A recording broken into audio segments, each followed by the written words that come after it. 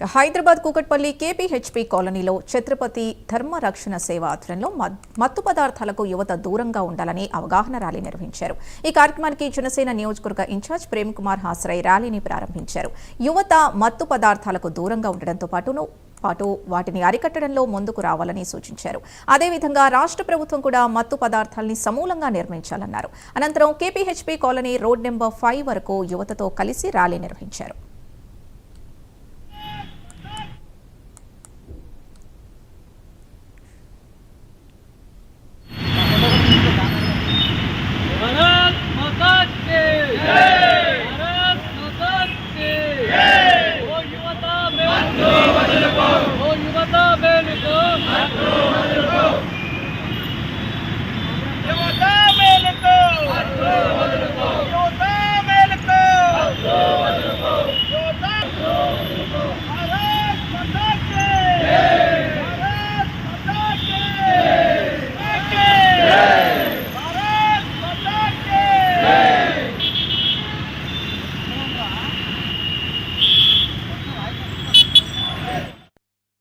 జై శ్రీరామ్.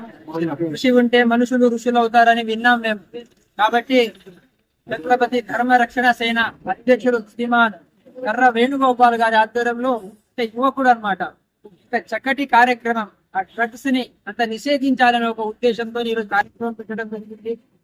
కంటికి, వంటికి, పంటికి ఈ మూడిటికి శక్తి ఉన్నప్పుడే మనిషి ఏదైనా సాధించగలుగుతారు. కాబట్టి ఆ యవ్వనం అనేది భారతదేశం అంటే ప్రపంచంలో యువకులు ఎక్కువగా ఉన్న దేశం భారతదేశం. కాబట్టి దేశంలో మార్పు రావాలంటే ఇంట్లో నుంచే ప్రారంభించాలి. ఆ తల్లి ఆ జ్ఞానాన్ని అందించాలి. ఆ పిల్లలకు ఆ భగవద్గీతను అందిస్తే ఇలాంటి చెడు వైపు ఆ పిల్లలు వెళ్ళరు. కాబట్టి మందు తాగొద్దు అనుకున్నా ముందు సీట్లో కూర్చొని చదువుతున్న విద్యార్థులని అభినందించాలన్నమాట. కాబట్టి ఎప్పుడైనా కూడా ఆ విద్యని అందించగలిగితే మంచిది. విద్యా వినయ సంపన్నే బ్రాహ్మణే గవియస్తిని సుని చైవ స్వపాకేచ పండిత సమదర్శన అంటుంది. విద్య అంటే వినయం రావాలి. అందరినీ మనవాళ్లుగా భావిస్తూ భారతీయ జ్ఞానాన్ని సంపాదించాలి. అన్నం పెడితే అరిగిపోతుందంట, చీర ఇస్తే చినిగిపోతుందంట, జ్ఞానం ఇస్తే పెరిగిపోతుంది. ఆ జ్ఞానాన్ని సంపాదించాలి. జ్ఞానం మనసుని శుద్ధి చేస్తుంది, సేవ కర్మని శుద్ధి చేస్తుంది, ప్రేమ హృదయాన్ని శుద్ధి చేస్తుంది. కాబట్టి యువకులందరూ కూడా కొంచెం స్పీడ్ తగ్గించి కొంచెం సీడ్ గురించి ఆలోచిస్తే మంచిది అన్నమాట.